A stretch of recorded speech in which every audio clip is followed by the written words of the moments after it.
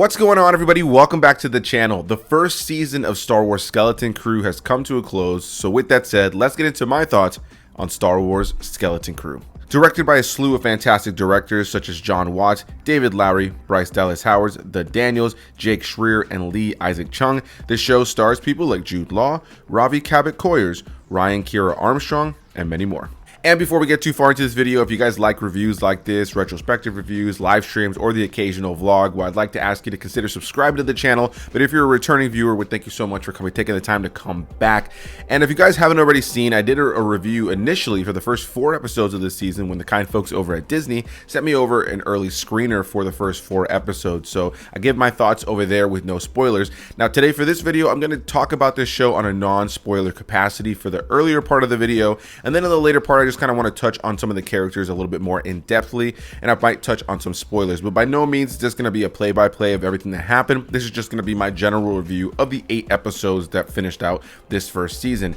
Now, going into this show, I was really excited simply based on the premise that they pitched this show on, which is essentially that this was going to be like a Goonies, E.T., Stranger Things inspired Star Wars series that was going to focus on a group of kids that get kind of whisked into a big adventure and in the Star Wars universe, which was exciting to me. I thought that felt and sounded different in the world of Star Wars. While we've had little books and comics that may have touched on things like this, we haven't had by any means a straight mainline story that has been able to kind of mainly focus on kids and do something like this completely different. It wasn't a show that was going into it about the action, it wasn't about the Force, it wasn't about the lore. And while this show definitely dips its toes in all of those different facets of Star Wars, this show is far more about being a fun, whimsical adventure with a group of kids at the center of it, which I was really excited about.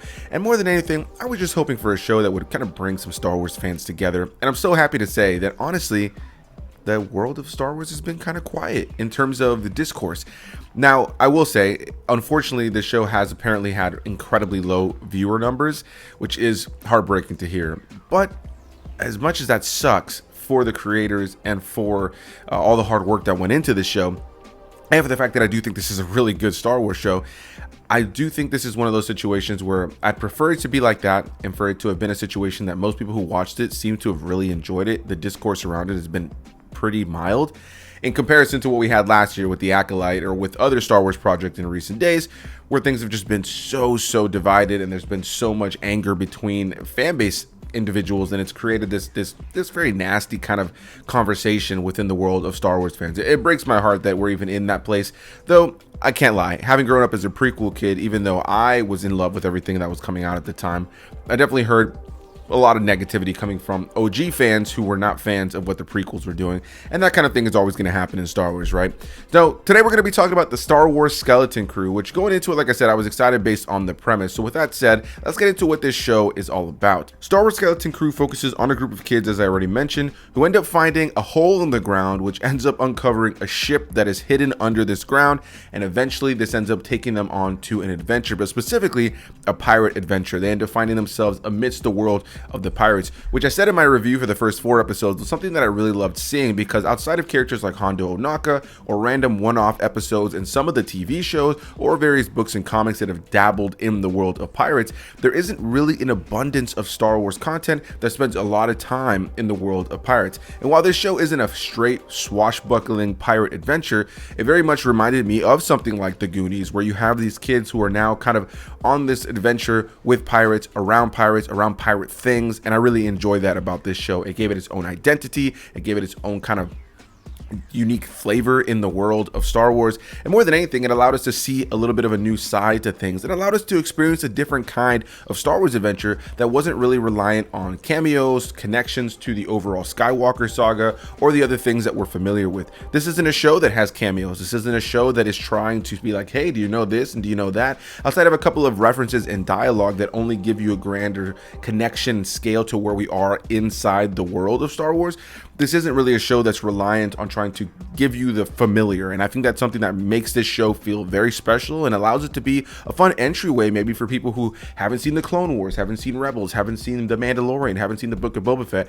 You know, those shows, to really fully enjoy them, you need to have seen all of them in the way that they came out, because there's a lot of connections, characters, cameos, and all those different things that very much kind of feed off of the last show. And in the case of this show is saying, hey, listen, do you like Star Wars? Have you not jumped into into a Star Wars show for quite some time will jump in here, and you don't have to worry about knowing about the grander universe. You don't need to worry about knowing about who's going to be showing up in a cameo kind of way. This is a show that's a straightforward, fun adventure. Going back to the kids, they end up getting whisked off into this pirate adventure.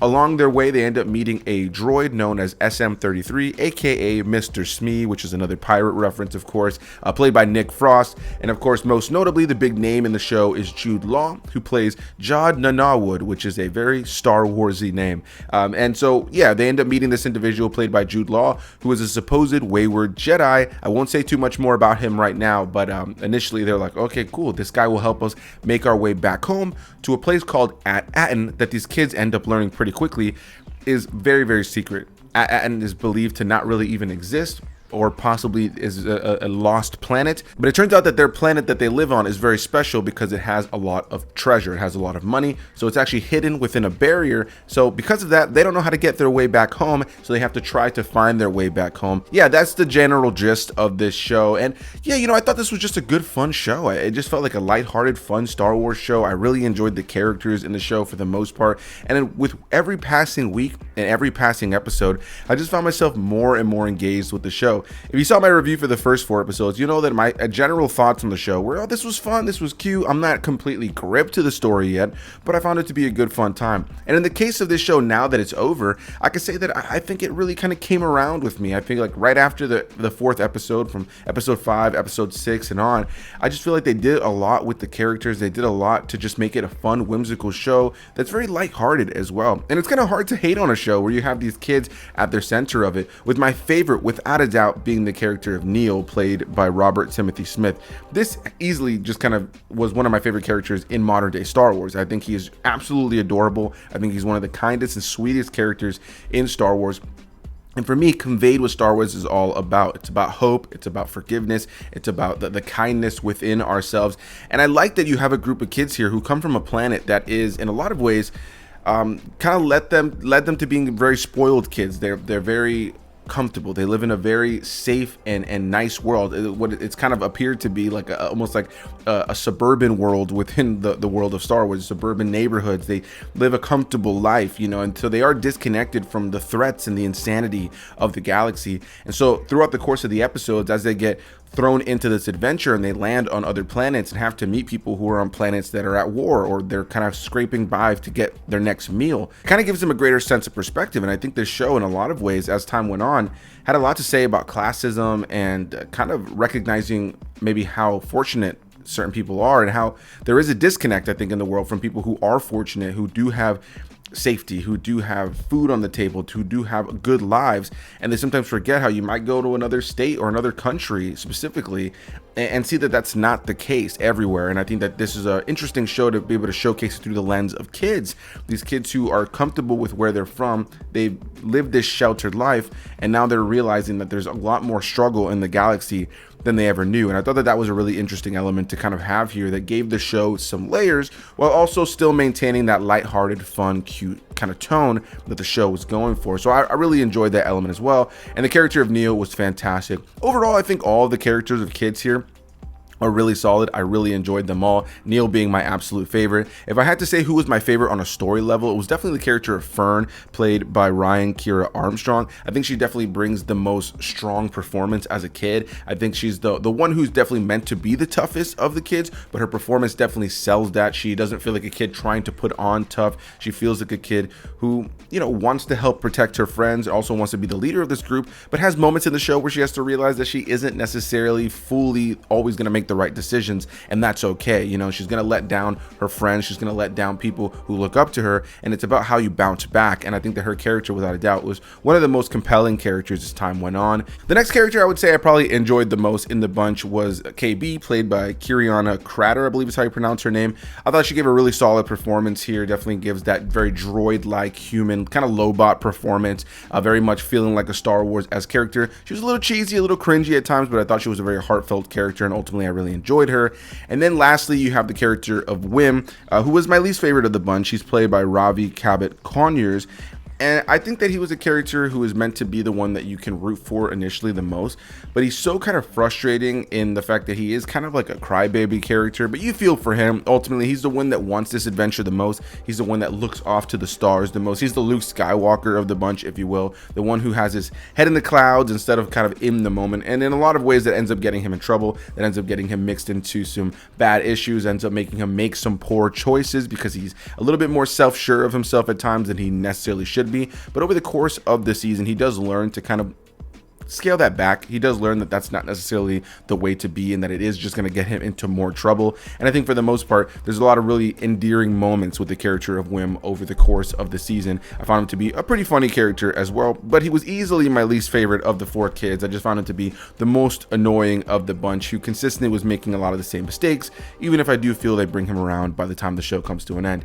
And then when it comes down to Jude Law as Jod Nanawood, he was a really interesting character. I really enjoyed kind of being able to dissect him a little bit more. There were parts of the show I was a little bit disappointed that he was a little bit more one note than he's kind of made out to be initially. He's a character you don't necessarily know if you can trust at first, but there is this element about him that definitely makes you want to trust him. He's Jude Law, so he's able to give off that charismatic charm, and so I think he's able to kind of balance that throughout the course of the show while also playing parts of the character that you aren't really sure if you should trust him.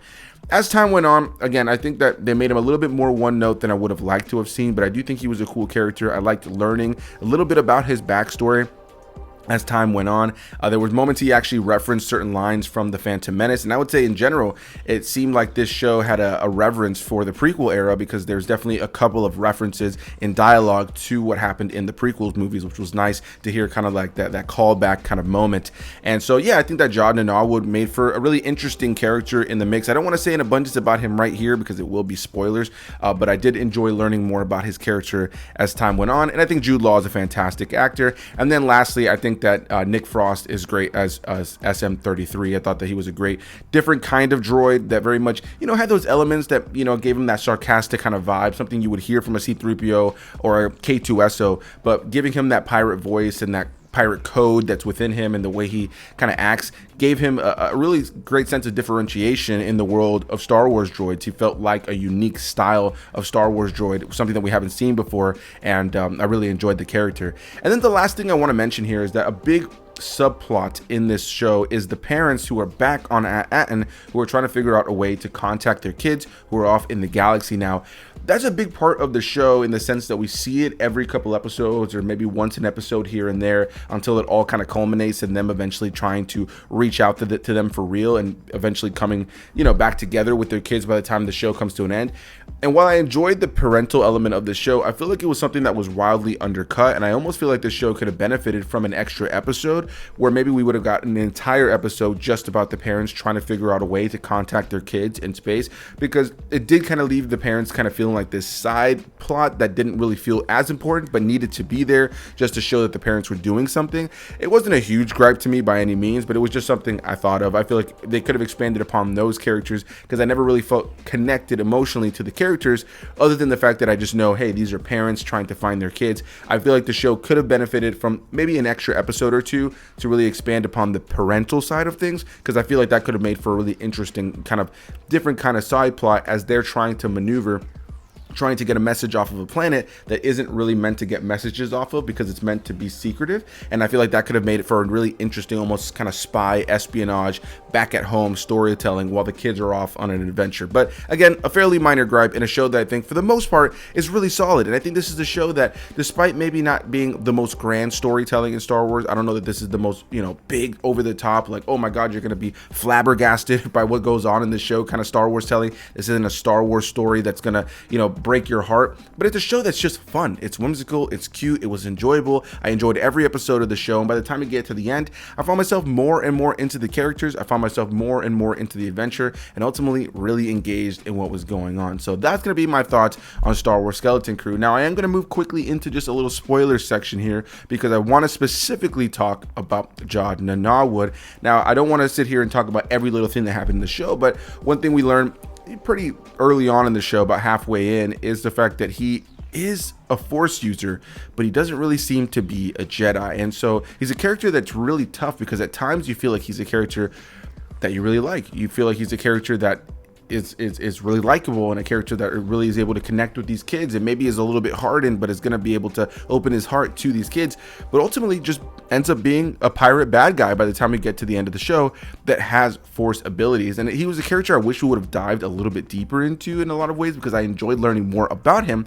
But by the time we get to the end of the show, it feels like it just kind of wraps up his story pretty abruptly. You know, he loses and that's about it. They never even really show him getting arrested by the New Republic or anything like that. So it kind of left things in a weird way where it's like, oh, man, I wish we would have learned more about him. So hopefully with season 2, we can learn kind of why he's a Force user. You know, we learned very briefly in a line of dialogue in the last episode that he was trained by a Jedi, but it was super brief, and I would love to learn a little bit more about that. Was he ever really truly a Jedi, or was he just kind of doing it to learn the abilities? Does he even care about being a Jedi now? Is it something that kind of, you know, sits with him, or is he a little bit more on the dark side? Of course, he is a villain, so he is a bad guy, but we never really see him do anything dark side Force-esque as well. So he's a character I wish we would have learned a little bit more of, but I did really enjoy kind of seeing him dabble with the Force. For a little bit, I almost thought it was a trick. I almost thought he wasn't Force sensitive at all, and that he was just tricking the kids, but I do think it's pretty clear that he is indeed Force sensitive. So yeah, I just wanted to mention that here lastly in the spoiler section, just because I felt like I didn't want to talk about it earlier and spoil it for anybody who hasn't seen the whole season yet. But he's a character that I would have liked to have seen them dive a little bit deeper in, and I'm really hoping that we get a season 2 and we can kind of get that expansion on his character. And so with all that said, that's going to be my thoughts on Star Wars Skeleton Crew. I look forward to hearing the various opinions on this one. I think if you're a Star Wars fan who hasn't dived into a Star Wars show in quite some time, or, you know, you like Star Wars but you're not the biggest fan, but you know that all the shows are kind of interconnected, this is a great way to jump into Star Wars and kind of enjoy a fun, whimsical story that doesn't take itself overly serious, that doesn't have this heightened overall galaxy-wide stake kind of storyline, and it felt a lot more personal. It felt like a lot more small. It felt like it's more about the characters, it's more about these small moments between the characters, and it ultimately just was unique in the Star Wars world. We haven't had a Star Wars show like this before, and I think that's something that's to be praised. I think that's something that is worth watching, and ultimately it was a show I just had a lot of fun with. So that's going to be my thoughts on Star Wars Skeleton Crew. I look forward to hearing what you guys have to say down below. If you like this video, hit that like button, comment your thoughts, subscribe for more videos, and I'll see you beautiful people in the next one. Bye-bye.